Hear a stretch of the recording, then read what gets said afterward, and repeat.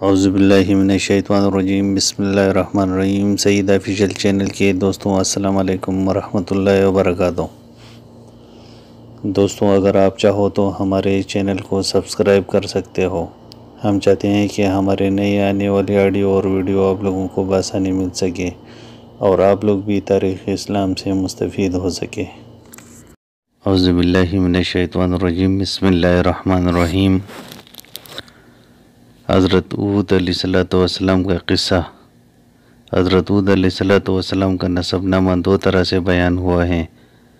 پہلا نسب نامہ یہ ہے: ہود بن شالخ بن افخش بن سام بن نوح علیہ السلام، اور یہی نسب نامہ یوں بھی بیان ہوا ہے: عابر یعنی ہود بن شالخ بن افخش بن سام بن نوح علیہ السلام۔ دوسرا نسب نامہ یہ ہے: ہود بن عبداللہ بن ربا الجارود بن عاد بن اوز بن ارم بن سام بن نوح علیہ السلام۔ ابن جریر رحمۃ اللہ علیہ نے اس کو ذکر فرمایا ہے، اور ان کا تعلق عاد قبیلے سے تھا، جس کا نسب یوں ہے: عاد بن اوز بن سام بن نوح، اور یہ عربی یعنی دیہاتی لوگ تھے اور پہاڑی اور ٹیلیوں کی گاڑیوں میں رہا کرتے تھے، اور یہ علاقہ یمن میں تھا جو عمان اور حضرموت کے درمیان ہے، اور اس کو شہر کا نام دیا جاتا ہے، اور اس قبیلے کی وادی مغیث نام سے تھی، اور اکثر یہ لوگ ایسے خیموں میں رہتے تھے جو مضبوط اور بھاری ستونوں پر قائم ہوتے تھے، جیسے قرآن مقدس میں اس کی تائید کرتا ہے۔ فرمایا: اے مخاطب، کیا تو نے نہیں دیکھا کہ تیرے پروردگار نے قوم عاد کے ساتھ کیا برتاؤ کیا؟ قوم عاد سے مراد یعنی ارام ہیں جو ستونوں والے تھے، اور یہاں یہ بھی وضاحت فرما دی گئی کہ عاد سے کون سی عاد مراد ہیں۔ فرما دیا پہلے عاد مراد ہیں جن کا ارام نام بھی تھا، اور دوسرے عاد بعد میں آئے جس کا بیان عنقریب اپنے مقام پر ہونے والا ہے۔ تو فرمایا کہ یہ پہلے عاد ستونوں والے تھے، اور آگے فرمایا ان کے جیسے دنیا کے شہروں میں کوئی بھی پیدا نہیں کی گئی۔ اور اس سے کیا مراد ہے کہ ان جیسے پیدا نہیں کی گئی؟ ایک قول تو یہ ہے کہ اس قبیلے جیسے اور لوگ پیدا نہیں کی گئی، یعنی وہ انسان انتہائی قداور اور زوراور تھے، اور دوسرا قوم یہ کہ ان کے مسکن اور رہائش کی جگہیں بہت لمبی ستونوں والی تھی، جن کی مثل دنیا میں کوئی جگہ نہیں بنائی گئی۔ اور اس ارم شہر کے بارے میں بعض لوگوں کا خیال تھا کہ یہ زمین میں گھومتا رہتا ہے، کبھی ملک شام میں، کبھی یمن میں، کبھی حجاز مقدس میں، کبھی اور کہیں، لیکن ان کا یہ خیال حقیقت سے دور ہے، اور ایسا دعویٰ ہے جس پر کوئی دلیل نہیں اور اس کی کوئی برہان نہیں جس کی طرف رجوع کیا جا سکے، اور نہ کوئی سند ہے جس پر بھروسہ کیا جا سکے۔ اور حضرت ہود کس زبان کے تھے؟ تو حدیث کی کتاب سے ابن حبان میں حضرت ابو ذر رضی اللہ تعالیٰ نے نبی کریم صلی اللہ علیہ وسلم سے ایک طویل حدیث روایت فرمائی ہے جس میں انبیاء و رسولوں کا ذکر ہے۔ تو اس میں حضرت محمد صلی اللہ علیہ وسلم فرماتے ہیں: انبیاء میں سے 4 انبیاء عربی ہیں، ہود، صالح، شعیب اور 13 نبی، یعنی حضرت محمد صلی اللہ علیہ وسلم۔ اے ابو ذر یعنی محمد، اور کہا جاتا ہے حضرت ہود علیہ السلام پہلے انسان ہیں جنہوں نے عربی زبان میں گفتگو فرمائی، لیکن وہب بن منبع رحمۃ اللہ علیہ کا خیال ہے کہ ان کے والد نے پہلے عربی میں گفتگو فرمائی، اور دوسرے بعض حضرات کا یہ قول ہے کہ پہلے شخص جنہوں نے عربی زبان میں گفتگو کی وہ حضرت نوح علیہ السلام ہے، اور ایک قول ہے وہ حضرت آدم ہے، اور یہی زیادہ مناسب معلوم ہوتا ہے، اور بھی دوسرے اقوال ہیں، واللہ اعلم۔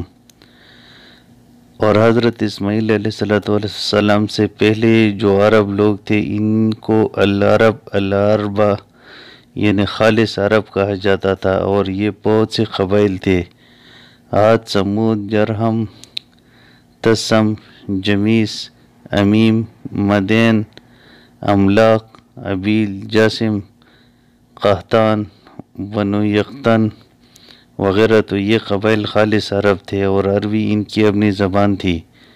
اور ان کے علاوہ وہ عرب جو عربوں میں داخل ہو کر عرب بنے، وہ حضرت اسماعیل علیہ السلام کے اولاد کے عرب لوگ تھے۔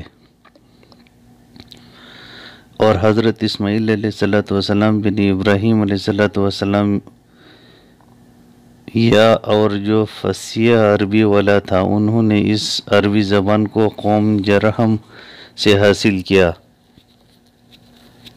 اور قوم جرہم حضرت اسماعیل علیہ السلام اور ان کے والدہ جب مکی کے بیابان علاقے میں چھوڑی گئی تھی تب وہاں آ کر بسے تھے، جس کا بیان اپنے مقام پر انشاءاللہ ضرور آئے گا۔ تاہم اگرچہ حضرت اسماعیل علیہ السلام نے عربی کو قوم جرہم سے حاصل کیا تھا، لیکن اس کے باوجود بھی اللہ تعالیٰ نے حضرت اسماعیل علیہ السلام کو عربی میں بہت ہی فصاحت و بلاغت اور عمدہ بیان سے نوازا تھا۔ اور اسی طرح حضور اکرم صلی اللہ علیہ وسلم بھی عربی زبان بہت شیریں اور فصیح بلیغ بولتے تھے۔ تو خیر، یہ حضرت ہود عربی تھے اور ان کے قوم عاد طوفان نوح کے بعد سب سے پہلے بتوں کی پجاری بنے، اور ان کے معبود ان باطلہ تین تھے: صدا، سمودہ، وہرا۔ پھر اللہ عز و جل نے ان میں انہی کے بھائی حضرت ہود علیہ السلام کو بھیجا۔ آپ نے اپنے قوم کو خدائے واحد لا شریک کے طرف بلایا، جیسے قرآن میں آیا ہے۔ ترجمہ: اور اسی طرح قوم عاد کی طرف ان کے بھائی ہود کو بھیجا۔ انہوں نے کہا، بھائیوں، خدا ہی کی عبادت کرو اور اس کے سوا تمہارا کوئی معبود نہیں، کیا تم ڈرتے نہیں؟ تو ان کے قوم کے سردار جو کافر تھے کہنے لگے کہ تم ہمیں احمق نظر آتے ہو اور ہم تمہیں جھوٹا خیال کرتے ہیں۔ انہوں نے کہا، میرے قوم، مجھ میں حماقت کی کوئی بات نہیں ہے، بلکہ میں رب العالمین کا پیغمبر ہوں۔ میں تمہیں خدا کے پیغام پہنچاتا ہوں اور تمہارا امانت دار خیرخواہ ہوں۔ کیا تم کو اس بات سے تعجب ہوا ہے کہ تم میں سے ایک شخص کے ہاتھ تمہارے پروردگار کی طرف سے تمہارے پاس نصیحت آئی تاکہ وہ تمہیں ڈرائے؟ اور تم یاد تو کرو جب اس نے تم کو قوم نوح کے بعد سردار بنایا اور تم کو پھیلاؤ زیادہ دیا، پس خدا کی نعمتوں کو یاد کرو تاکہ نجات حاصل کرو۔ وہ کہنے لگی، کیا تم ہمارے پاس اس لیے آئے ہو کہ ہم تنہا خدا کی عبادت کریں اور جن کو ہمارے باپ دادا پوچھتے چلے آئے ہیں ان کو چھوڑ دیں؟ تو اگر سچے ہو تو جس چیز سے ہمیں ڈراتے ہو اسے لے آؤ۔ ہود علیہ السلام نے کہا کہ تمہارے پروردگار کی طرف سے تم پر عذاب اور غضب کا نزول ہونا مقرر ہو چکا ہے۔ کیا تم مجھ سے ایسے ناموں کے بارے میں جھگڑتے ہو جو تم نے اور تمہارے باپ دادا نے اپنے طرف سے رکھ لی ہیں، جن کے خدا نے کوئی سن نازل نہیں کی؟ تو تم بھی انتظار کرو، میں بھی تمہارے ساتھ انتظار کرتا ہوں۔ پھر ہم نے ہود کو اور جو لوگ ان کے ساتھ تھے ان کو نجات بخشی، اور جنہوں نے ہمارے آیاتوں کو جھٹلایا تھا ان کی جڑ کاٹ دی اور وہ ایمان لانے والے تھے ہی نہیں۔ اور سورۃ ہود میں حضرت نوح علیہ السلام کے قصے کے بعد فرماتے ہیں، ترجمہ: اور ہم نے عاد کی طرف ان کے بھائی ہود کو بھیجا۔ انہوں نے کہا کہ میرے قوم، خدا ہی کی عبادت کرو، اس کے سوا تمہارا کوئی معبود نہیں، تم شرک کر کے خدا پر مذبحان باندھتے ہو۔ میرے قوم، میں اس وعظ و نصیحت کا تم سے کچھ صلہ نہیں مانگتا، میرا صلہ تو اس کے ذمہ ہے جس نے مجھے پیدا کیا ہے، بھلا تم سمجھتے کیوں نہیں؟ اور اے قوم، اپنے پروردگار سے بخشش مانگو، پھر اس کے آگے توبہ کرو، وہ تم پر آسمان سے موسلادھار بارش برسائے گا اور تمہارے طاقت پر طاقت بڑھائے گا۔ اور دیکھو، گناہگار بن کر روگردانی نہ کرو۔ وہ بولے، ہود، تم ہمارے پاس کوئی دلیل ظاہر نہیں لائے اور ہم صرف تمہارے کہنے سے نہ اپنے معبودوں کو چھوڑنے والے ہیں اور نہ تم پر ایمان لانے والے ہیں۔ ہم تو یہ سمجھتے ہیں کہ ہمارے کسی معبود نے تمہیں آسیب پہنچایا پہنچا کر دیوانہ کر دیا ہے۔ انہوں نے کہا کہ میں خدا کو گواہ بناتا ہوں اور تم بھی گواہ رہو کہ جن کو تم خدا کا شریک بناتے ہو میں اس سے بیزار ہوں، یعنی جن کی خدا کے سوا عبادت کرتے ہو۔ تو تم سب مل کر میرے بارے میں جو تدبیر کرنا چاہو کر لو اور مجھے مہلت نہ دو۔ میں خدا پر اور جو میرا اور تمہارا سب کا پروردگار ہے پر بھروسہ کرتا ہوں، اور زمین پر جو چلنے پھرنے والا ہے وہ اس کو چھوٹی سے پکڑے ہوئے ہیں۔ بے شک میرا پروردگار سیدھے راستے پر ہے۔ اگر تم روگردانی کرو گے تو جو پیغام میرے ہاتھ تمہارے طرف بھیجا گیا ہے وہ میں نے تمہارے طرف پہنچا دیا ہے، اور میرا پروردگار تمہارے جگہ اور لوگوں کو بسا لائے گا، اور تم خدا کا کچھ بھی نہیں کر سکتے۔ میرا پروردگار تو ہر چیز پر نگہبان ہے۔ اور جب ہمارا حکم عذاب آ پہنچا تو ہم نے ہود کو اور جو لوگ ان کے ساتھ ایمان لائے تھے ان کو اپنے مہربانی سے بچا لیا اور انہیں عذاب شدید سے نجات دی۔ یہ وہی عاد ہیں جنہوں نے خدا کی نشانیوں سے انکار کیا اور اس کے پیغمبروں کی نافرمانی کی، اور ہر سرکش و متکبر کا کہا مانا، تو اس دنیا میں بھی لعنت ان کے پیچھے لگی رہے اور قیامت کے دن بھی لگی رہے گی۔ دیکھو عاد نے اپنے پروردگار سے کفر کیا، اور سن رکھو ہود کی قوم عاد پر پٹکا رہے تھے۔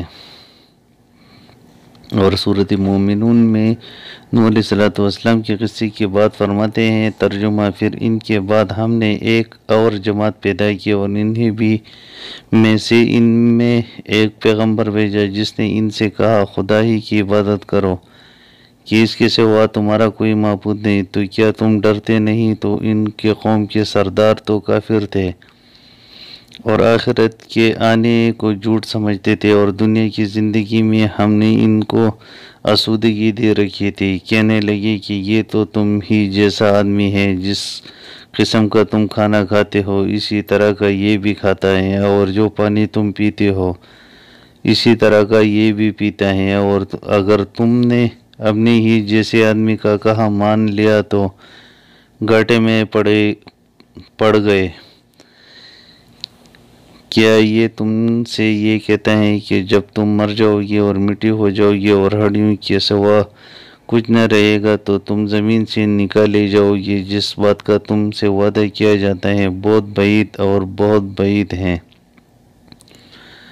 زندگی تو یہی ہمارے دنیا کی زندگی ہے کہ اسی میں ہم مرتے اور جیتے ہیں اور پھر ہم نہیں اٹھائے جائیں گے۔ یہ تو ایک ایسا آدمی ہے جس نے خدا پر جھوٹ افطرا کیا ہے اور ہم اس کو ماننے والے نہیں۔ پیغمبر نے کہا اے پروردگار، انہوں نے مجھے جھوٹا سمجھا ہے تو میرے مدد کر۔ فرمایا کہ یہ تھوڑے ہی عرصے میں پیشیماں ہو کر آ جائیں گے۔ تو ان کو وعدہ برحق کے مطابق زور کی آواز نے آ پکڑا تو ہم نے ان کو عذاب میں ڈالا، پس ظالم لوگوں پر لعنت ہے۔